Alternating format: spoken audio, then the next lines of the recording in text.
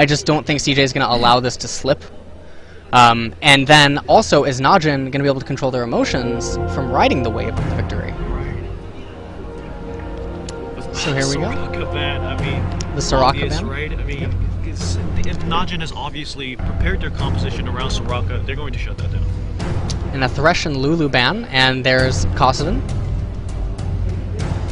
being Is the banned Rumble going to be banned again, perhaps, from either the from blue side? We'll see. We will see. And if it doesn't, then that, you know, what does that really say about the previous games where Rumble was banned by blue side? So makes you really question what is the ban about. All these Kassadin bans actually sort of made me want to see Kassadin now. You know, what is the threat that these professional teams know about that we actually don't really know? It probably, again, it goes back to Kossadin's ability to shut down the popular mids right now with his new Q. Because it does make him stronger in lane, and it makes him stronger at assassination against those specific targets. Also, he can deny AP assassins by hitting them with his Q. So Najin banning out Shyvana and taking the Jax. And taking the Jax. So I guess they don't want to go up against Shyvana. I guess they deemed like that was a little. Shy has played an amazing Shyvana tonight and throughout the series. So I can see the Shyvana ban. The Twitch ban is just because first pick. You can't just give away Twitch. So definitely going to be the most contested pick of the night. So Najin seems to be attempting to shut down Shy. That they don't want to face his Shyvana, they don't want to face his Jax, so ban out Shyvana and take Jax's first pick. What are you going to do now? Right. And they're not afraid of CJ Frost's bot lane at the moment, it seems like. Although they did ban out the Thresh. They beat them last game. They did. Pran Kane they outplayed Mad Life in Space. Right, and I really think that the bot lane winning really tilted things to Najin's favor, actually. That the bot lane was outplayed, and the CS deficit was building up, even when they were pretty much uninterrupted throughout the entire game. Correct. So, no reason to really be afraid. Are they... Swift is hovering with the Lee Sin, and Mundo, yes. I mean, he's almost forced into a Mundo pick, it seems. Shy on Mundo. That could, you know, he played a beautiful teleport Mundo, representing, you know, almost looked like Looper. Right. Teleport, you know, Looper very known for his teleport Mundo in Korea. Now if he does elect to play Jax top, then he does have 2 games on Jax in the past. So we'll see how he does against that. Right. But Mundo not locked in, so we have Lee Sin and Lucian.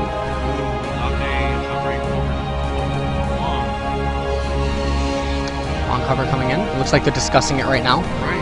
I mean, Nagne is an extremely versatile player. Actually, throughout the games, Nagne seemed to be really consistent. And there's Kai's Nami again. Something we didn't actually mention in the cast so often, but Kai's Nami seem to have made some really crucial plays throughout the team fights. Right. One thing that's nice about Nanya is he has a very diverse champion pool in the sense he hasn't played actually before this series. He has not played any champion more than twice. Right. So that's good. And Mundo picked as expected, and Leona. Okay, so it looks like they wanted to secure Lucian before Mundo. Maybe they felt like Jax isn't going to go into the jungle. He's committed to top. They're not going to take Mundo away. So you secure the Lucian and just move on with your picks and bans. Right. Vayne. Are we going to see Vayne? I don't see Vayne getting a pick here. It doesn't make sense against the team comp. Generally, you pick Vayne to shred extremely tanky teams because that true damage comes in. Teams that rely on gap closers to get close but don't have many of them. We've seen Imp in the past pick Vayne. Teams that have Renekton's. You can pick Vayne against Alistar to counter the ultimate because Vayne just shreds it. Braves, Draven, he's hovering in. Praise Draven actually for the wrong reasons, but he does lock in the Varus and the Kazakhs too. Kazakhs, so it's going to be top Jax. It's going to be top Jax and Kazakhs in the jungle. So it's going to be a very interesting team comp. They are going to have tankiness from the heal on Nami, the Jax, his ultimate, Kazakhs, his ultimate. So they have a good dynamic right now. And what I'm wondering is Shy going to be playing Lee Sin, or are they going to... Oh, no, Mundo. So Lee Sin will definitely go to Swift, which, again, Swift is very comfortable on Lee Sin. Especially in Korean solo queue, he does play that a lot. So now they're left to pick a mid, and no wonder they're. It's not surprising that they're really delving into which pick to pick, because picking against LeBlanc is really tough, especially with Castle Man now. Right. Coco's going to lean towards the Nidalee, which actually doesn't. Oh, Kale! Oh, Kale! Are they going to put that all on Leona or Mundo? Kale is locked in. Kale's locked in, and it looks like Coco on Kale. So this is going to be extremely interesting. Right. I might be wrong, but I think this is the first time we've seen mid-Kale in competitive League of Legends so far. Right. I mean, at least in this split. I mean, we've seen Najin Shield's Goon use Kale a few times, but other than that, also given that Kale is considered to be a little vulnerable to mid-ganks early on in the game, especially because Kale is forced to push lane if he is to harass, right? Correct. But Kale does have the ultimate, which can be cast on Leona, Lee Sin, Mundo, all these situations. That damage is insane. It creates really interesting peel. It has a heal dynamic. Speed up Mundo during his ultimate. Speed up Leona. Talisman of Ascension off Leona. Right. So there's a lot of. I like both of these teams. I feel like this is a very well balanced match. I mean, so both teams actually have to tank, have the damage, have the CC, have the engage. So it's going to be a closely contested matchup. And also, there's no doubt about Kale's damage potential when he is farmed and fed, right? Right.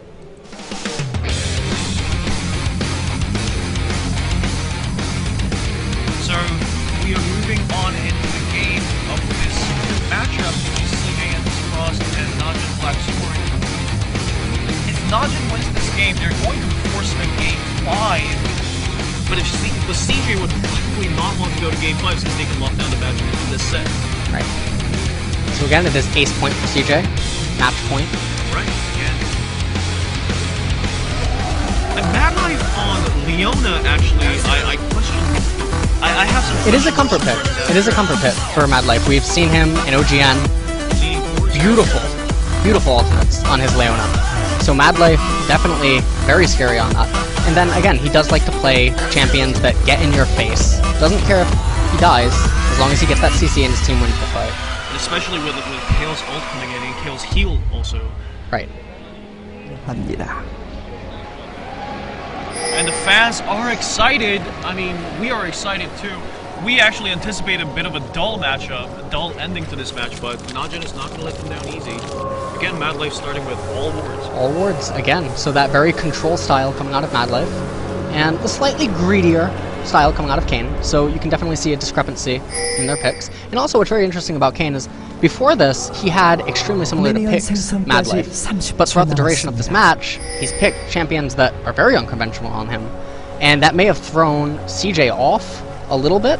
Obviously it didn't throw them off in game 1 and 2, they just completely dismantled them. But they may not have prepared against this. So it could definitely, be an advantage for Najin the longer the series goes. And also Kayn seems to have a good grasp at handling the active option in a tier 3 gold item that he's building right now. Because we've seen him use that actually pretty potently quite often, especially in the last set. So Doran's Blade start out of Kale. That it's combat stats. Wants to get aggressive. Very standard opening on Kale. Nothing. Right. And also building some HP against the on counter.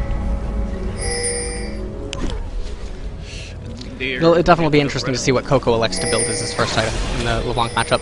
And we have an invade coming in. Now this is the first time a full-on invade has been done in this series. So CJ definitely trying to apply pressure. And they do seem to benefit from it. Entus is forced to pull back and go to the blue. And we have Shy recalling, so he's just going to go straight back to top. Now will he use teleport to get there, or will he just simply walk back? And yes, teleport's going to come out. He doesn't want to lose any experience points. Which will be fine. His teleport will be up, plenty before anything really dangerous comes on. So now Kale trying to collapse on red because Swift has captured red, and now Swift comes straight to red. Beautiful read right now by CJ. And Swift and Coco do have the level advantage. And you notice they killed the minions to, try to get a little bit XP, a little bit HP from the, the jungle camp. So didn't cost them anything, but it's a little minor advantage, even in the slightest. They chased down Mundo, but Mundo managed to pull Kha'Zix away with his cleaver landing very cleanly. So now already an advantage off the start for CJ here, where Helios is starting with 1 buff. And Swift is definitely going to get the triple buff control down. Yep, absolutely. Especially with Kale being able to protect it so easy, and we see that ward from Mad Life in Dragonside River. And also, triple buff control seems to really get into Swift's favor, because Swift really likes to stalk the enemy jungler, and the fact that Kha'Zix is forced to 1 buff, and that buff being the blue buff rather than the red. Right. And with Swift having the double buff, Kha'Zix is going to be, Lee Sin's going to be pretty much uncontested all the way. Right.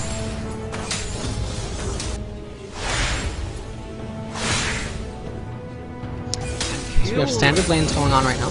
Kale out CSing. Well, Coco out CSing Najin. However, Space in Mad Life again getting kind of smashed in terms of CS and really out-pressured. It seems like Space and Mad Life are a bit out of form when it comes to laning. It seems that way. Something seems a little bit off, but you can't take anything away from Prey and Kayn. They are the supreme, bot lane. They are, yep. Notorious for being the carriers of Najin. Right. Also, yeah, and also Mad Life is more perhaps popular than Kayn, but Kayn's solo queue results have always been better than Mad Life. Unless you go back really far into the past, but historically in solo queue, actually, yes, Kayn actually does perform better than Mad Life. Which, what does that mean for teams? But it is something to note. But nothing so significant. I mean, this is a totally different game from solo. It is an entirely different game. Teams and solo queue are literally entirely different games. And also, you see Mad Life moving to the mid lane, trying to get a roam off, trying to win some points. And you see Mad Life do this so well. We do. Mad Life will disappear from lane oftentimes if it doesn't make sense to do a recall timing, because and sometimes they'll also disappear to give Space some added XP, so that Space can kind of get an XP lead, a little bit of a bolster when he's not needed. And just by disappearing off the map and going into the fog of war, it creates global pressure because you can't know exactly where he's going. You can have a rough idea, but that little amount of pressure can definitely remove stress from Coco and Shy to an extent, but not at this game timer. Especially when a Mad Life is on a champion like Leona with strong mid-ganking potential. Perhaps a Najin is forced back off a little bit, like you said, building global pressure. Right, and he has to conserve his W a little bit more wisely if Mad Life is in the fog of war. And when LeBlanc's W is pretty kind of off, she's not going to really be able to harass KO before reaching level 6. But he does land the QW. Really well played so far. Najin. Najin's Coco doing very well though, keeping up in CS, so that's completely fine. And Coco just knows that there is no reason for him to fight Najin in lane right now. He can just push lane, or maybe dirty farm, or recall early, build an item advantage, itemize early. And now here comes Swift, but a ping went down, so they know Swift is coming, but Limit not reacting, but I guess he knows he has leap up, so he'll just leap to a minion, get away. And Kha'Zix is now moving up the top lane, perhaps preparing some sort of a counter gank. Probably, yes, going for a counter gank for sure. Kha'Zix and Jax level 6 is definitely going to outduel a Mundo Lee Sin. It's coming. Oh! But Kha'Zix only level 4. That is something to consider. So now this goes down. Lee Sin is here, maybe a little bit earlier than they were expecting, but here comes Kha'Zix from behind. They're going to be able to get the kill off Limit, but it doesn't seem that. Yep. I don't think both teams will be able to salvage much, but Helios but Shy, here we go. Oh! Getting the first blood. Great play from Shy. Absolutely. Wow. And that just seemed like miscommunication coming out of Najin. That was a little bit bizarre movement coming out of both of them. Yes. Even a little bit so out of Swift and Shy, but they recovered it a lot better. And now Jax has to suffer all the CS loss too, which is just piling on to CJ's advantage. And Mundo's teleport is up. Right. Now his ultimate's down, but his teleport's up. And this recall is way more beneficial for Mundo. You get the Giant Spell, you get the Chain Vest just against Build Water Colors. So now while Jax does have some sustain, Mundo doesn't really care. and he can easily just go behind tower, teleport, and then, if, you know, what's going to happen. And we also see Jax's teleports down, so... Space cleverly moving away from the aquatic prison. Kane and... Blade misses, and they're going to punish that. Praying Kane. Right. Oh, okay. Nice juke. Nice juke into space, and all the skill shots just seem to be missing all over the place, except, well, space is harassing. And Mad Life lands it, and the W hits. And will it be a kill? Yes, it will. So we see Space and Mad Life actually beat out Kane in a 2v2 lane. This is the first time we've seen this all throughout the series. Yep, absolutely. Oh, except for in game 1, they did out CS them, but they never got a kill. Right. But so this was, yes, without jungler assistance. So that's really, that's really good. Now the issue is that Nami's Aqua Prison is down, so the Zenith Blade is so much scarier in that like small gap timing from. So that's a really nitty-gritty timing attack. And in this kind of a lane, you can't make that mistake. Not when you're as squishy as Nami and Varus. And when you're playing against Leona, whose ability to create a kill opportunities are so supreme. Right. Now Jax's lifesteal here on Limit. Limit showing the lifesteal and what it can really do.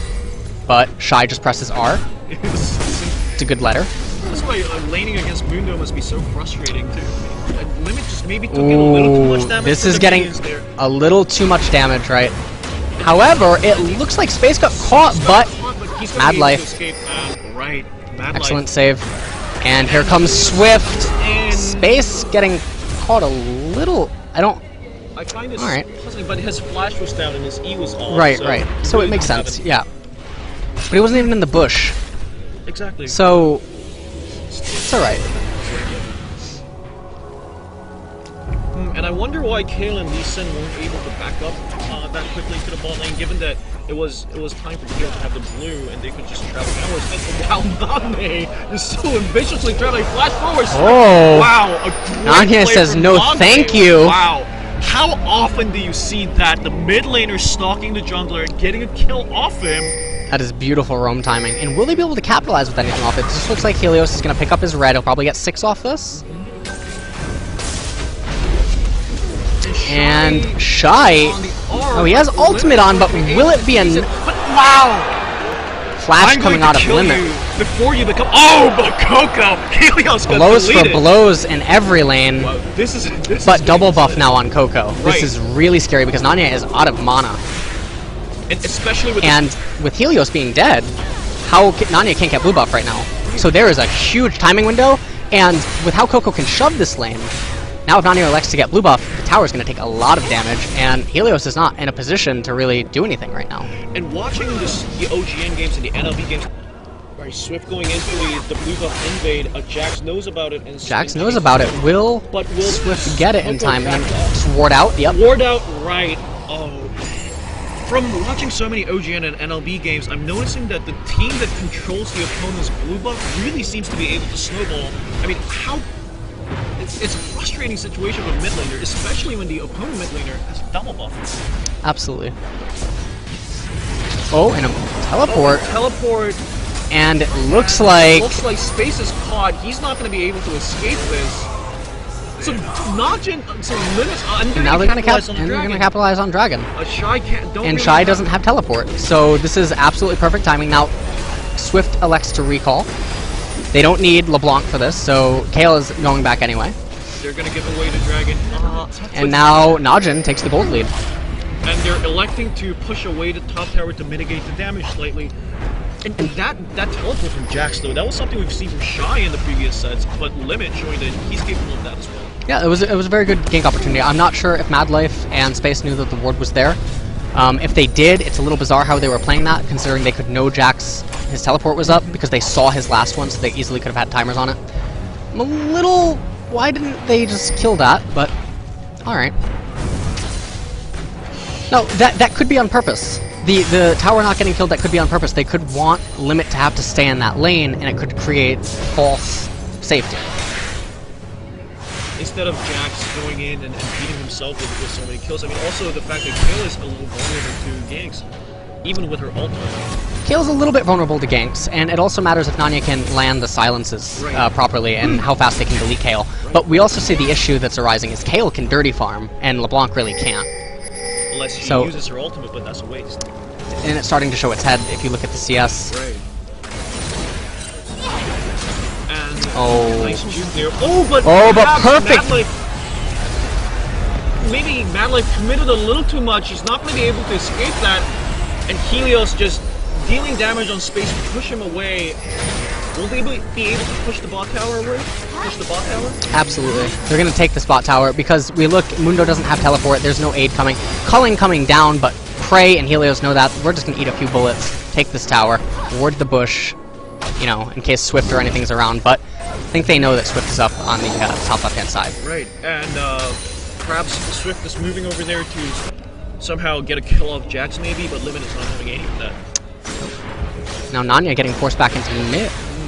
With Tier Coco, 2, and Coco is about to get that tower. Lee Sin waiting to see if LeBlanc tries to go for a W, because there was no minions to eat any sort of Qs out of Swift. So easily just be, you know, a slow out of Coco, and then a follow-up be a Swift. Back ping, they know, and you see, these players are just so aware of everything that goes on. Right? The moment they say, oh, land some damage to Swift, but he's not going to be able to capitalize on that. And Shy being chased again. Shy being chased again, but Jax is a little bit low on mana, and Shy's active is, you know, active. So without Flash and without that mana, and we also see Bork's already down, there's really no kill potential going on. And it's a very encouraging news though for CJ Frost that they managed to take down the first mid tower a little early, giving them significant advantage when it comes to map control. Right. And also the top tower is down too. Top tower's down for bottom tower. So the left side of Najin's jungle is pretty vulnerable. Yes. And even though Najin is up a dragon, the gold is relatively even. Right. Only 100 gold, that's barely a difference. Yeah, that's no difference at all. This game is extremely even heading into the mid game. I mean, 100 gold being like 1 gold. Basically. 4 or 5 minions, no big deal. Kale so comfortably taking the blue buff, but but LeBlanc is going to challenge that. And Kale doesn't have, Coco does not have the mana to contest this. Right, and although Kale, there were some changes to Kale's ultimate, so there's no mana cost in it, but he does take the blue safely. And Shy is actually pushing lane pretty aggressively. He's not fazed by Jax's presence at all. Not afraid at all. Not with his ultimate. He doesn't even have boots, but he can just rely on that movement speed boost. Jax only, you know, Limit only has boots level 1. And also, I'm noticing that Mundo completed the Sunfire Cape and the Cowl quite early, and although Jax has the hybrid damage, he's sort of prepared for both of that and the AD damage. Yep, he's prepared for both, but this also, it's going into the mid game now because Shy's teleports back up, and you want the Spirit Visage. Not only for the magic resist against LeBlanc and Nami, and also there is AP damage coming out of, you know, Varus, whatever. But Coco taking in... Will he take him down? But it does not look like it. Great play, though. Oh, Helios is really on point this time. Helio is recovering really well from his early game shutdown that was handed to him by Swift and crew. And they know that Limit's now they're going in, but Flash is up on Limit, and are they going to be able to... Oh, leap, but they will, they will secure the kill, and then Shy just simply goes out of tower aggro, and now they'll take the tower. But they're trading bot tower. Right. However, Space arrives, he's going to calling away the minions. And they successfully get the top tower down. I think they'll be able to... And again, Blade of the Ruin King. Right. This is really, really interesting. Now, yes, it does help his ultimate, and it does help his peel, and it helps him stay alive, but... How much damage is he really going to be able to deal with the Blade of the Ruin King? Yeah, it's very awkward. It looks like they're putting all their eggs into Coco and Shy. Right. And Space is filling the role as utility. But it is true that Kale's damage dealing potential is really, really high at the moment with Nashor's Tooth complete and another attack speed item. And also the fact that Kale's ultimate is going to mitigate the damage from Nagne. The Assassin Burst, right, coming out of Kha'Zix and LeBlanc. Especially if Coco can time it right. To be picked. Spot! Oh! But he messed up, but Helios here to... But Mad Life saying no thank you. Right, a beautiful solar flare, but oh! And the heal comes in, and Space escapes. Space safely. The teleport. Another teleport coming out, and the pings go down on it. They're completely aware of it. They're very aware of it. So that is very unfortunate for Limit. He's not going to get... Oh, and now will Limit pay the price? Oh, and it seems that way, and... Kale's damage just cannot be handled. Shy didn't even teleport here. He just walked here just walked in, so his teleport's still up. So if they secure any sort of objective here, the fact that Shy can then teleport to another objective, shove a lane or anything, that's really dangerous. Right. And it looks like they have forced Najin to concede Dragon. So this should possibly be an easy Dragon. Yeah, now Najin shows up in mid. They know, okay, you guys can't get here. I have Smite up. We're just going to melt this. Okay, and then teleport going back top. So that's just what I was talking about. The secure Dragon, go back top, shove the lane. Very standard play, but it seems like it's exactly those kind of easy plays, those obvious plays that must be made. Right. And which are so very difficult to execute, actually. Much easier. Some of the best plays are the most simple, that you overlook them. Right. And then also, what was very fortunate for Shy here is that the minion wave arrived at the tower, so he's able to just teleport onto the tower, thus reducing the cooldown on teleport even greater.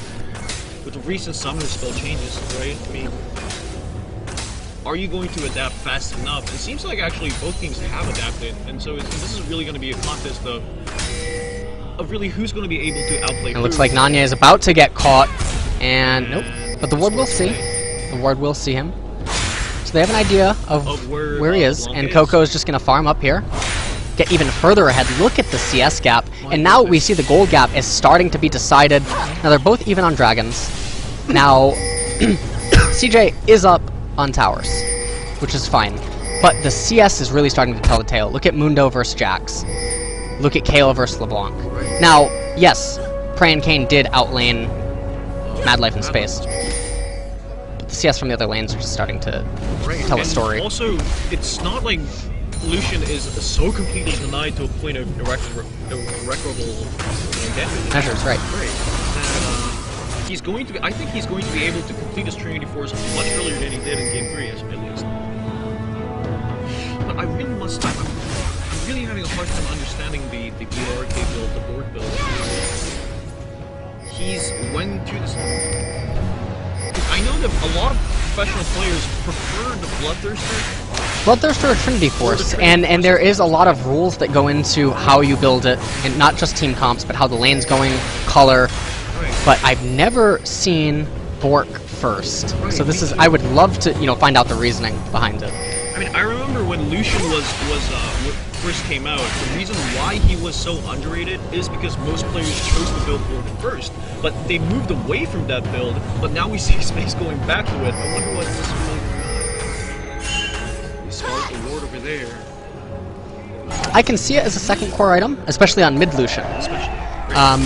But to build it first every single game and then complete into Triforce, it's striking me really bizarre. How often do you see this Runa's Hurricane? Kale. On Feral Flare Kale, I see it. But this isn't Feral Flare Kale, so this is actually a little bit... Yep, it's mid Kale, so this is a little bit unique. I don't think I've ever seen Runa's Hurricane in a professional match, other than Hero, who used to play for KT Arrows. Okay. He used to build Runa's Hurricane on his Varus, but not on Kale. I've never seen it in a professional match. This is the first for me. And wow, Mad Life forcing the Mad Life. He lands the Zenith Blade, and wow, perfectly synergized. Prey was just caught there, rendered helpless. He managed to flash away the Solar Flare, but Mad Life just landing the Zenith Blade at the very tip of it. And now will Shy just elect to tank this tower, or will they wait for the minion wave? Looks like they're going to play really safe. Right. And Limit is called out of top lane.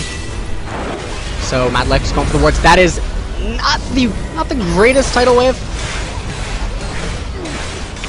And I think tower goes down, and there is the insect out of Swift. Swift just doing the perfect insect. Although that was a flash ult, but I mean, it looked like an insect. Swift insect, it's fine.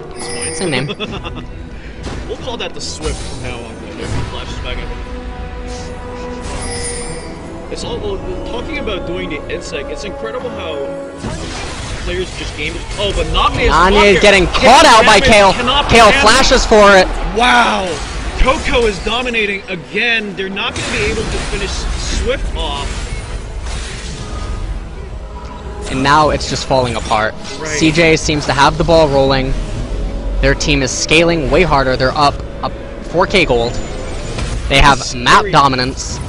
Needlessly large rod on Kale. How scary is that? Unless she completes her Sonya's Hourglass or her Rabadon's Death Cap. Or will it be DFG? Will she go for DFG? I would personally like to see Zonia's here because, again, when you're ahead, stay ahead. Right. You complete Zonia's, now you don't just have your ultimate that has to be used on you. You have Zonia's. Kajix jumps on you, Zonia's. Jax jumps on you, Zonia's. Just Right. basically say no thanks. And also for like those high burst champions like Kha'Zix or LeBlanc or Jax. Right. The armor value. The armor value. And Space is just really comfortably completing his Trinity Force. It just seems like the Blade of the Roaring King voice is not really hurting him Right. at this moment. And they're controlling the buff. The entire jungle actually belongs to CJ now. Given their tower advantage, I mean their advantage is global gold. I believe Space only has to come up with 300 gold total to complete Trinity Force, so that's not really... And Wow, Prey the needs solar to pray right now because he barely makes it out. And Mad Light's Solar Flare just seems to be on point this game. Absolutely. And now they're just warding them into their own jungle. Dragon will be up soon, but we saw in one of the previous games, you will trade Dragon for mid inhibitor. Tower, right. But what good is 200 or so gold when your mid inhibitors now, right? And Nagne is caught He releases gets Q caught. lands. But Oh! Swift does elect to go for it, and he hits, but Helios is caught back because Q lands again, forces the safeguard into the already warded bush. Helios is not going to survive this. and Helios just basically acknowledges there, I'm not getting out, let me try to put as much damage on for my team as possible, because there's nothing I can do here. Now Limit, and meanwhile, does capture top tower, but they're going to trade that for Dragon. Right. Which, it's not, you know, obviously it benefits CJ. However, having that top tower there for Dragon Dances, it does create some safety to fall back to if you can manage to keep it alive for extended games like that. The Shy teleports onto the top tower, preventing Jax from really capitalizing on that. I mean, that's a logical choice that Jax is left alone. Who knows how quickly the tower can be taken down, right? Given Jax's siege potential. And they take the Dragon, they shove bot lane, and they protect the top tower. Right. And now Kale's just simply going to recall. Here we go with the replay again. Right. So Lee Sin hits the Q. He waits to see what am I jumping into with my Q. He doesn't activate it right away. He decides I can hit one or two people with my R. Hits it onto Helios. Q's onto him. The ward's there for the W. He can reveal Helios. Helios just turns around and he goes, I can't make it. An incredible display of supreme mechanics from Swift. But he has landed Lee Sin's Q twice in a row out of the furthest range possible. Right, max range. Right. Max range.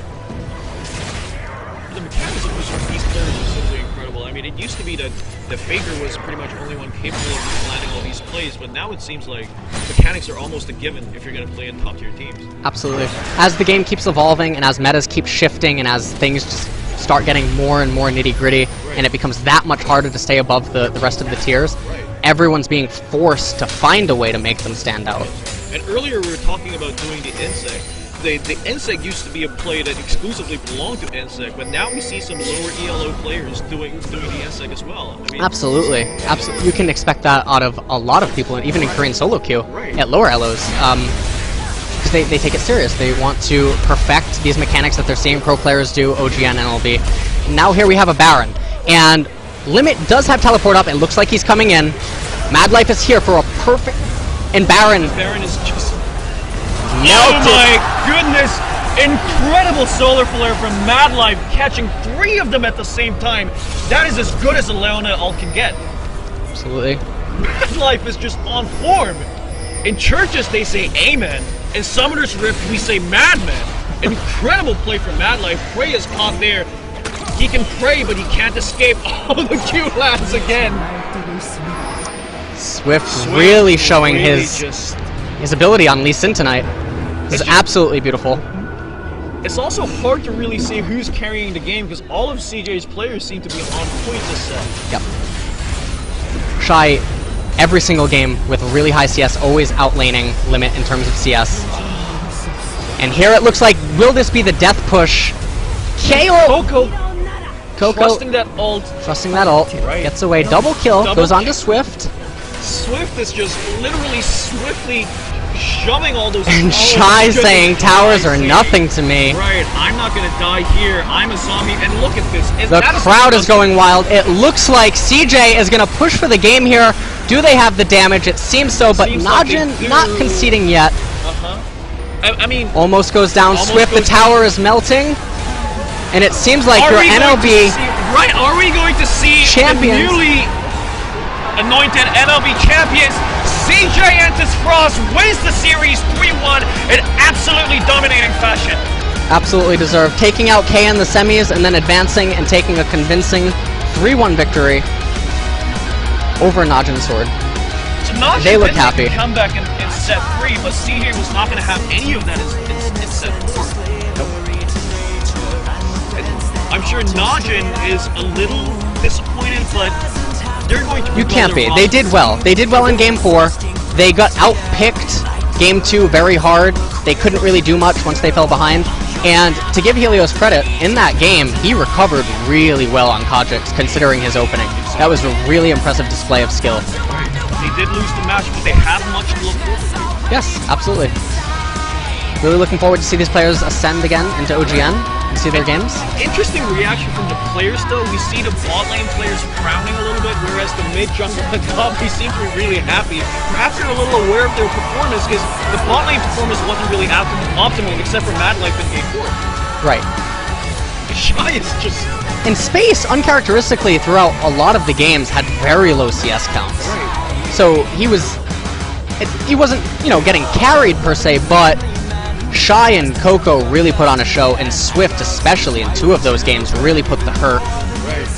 And Coco just, he's happy. And Coco's Space happy. is just kind of neutral a little bit. And actually the Najin players don't look so faced. They don't look so faced, and give it up for them. This is their last game together as an entire team.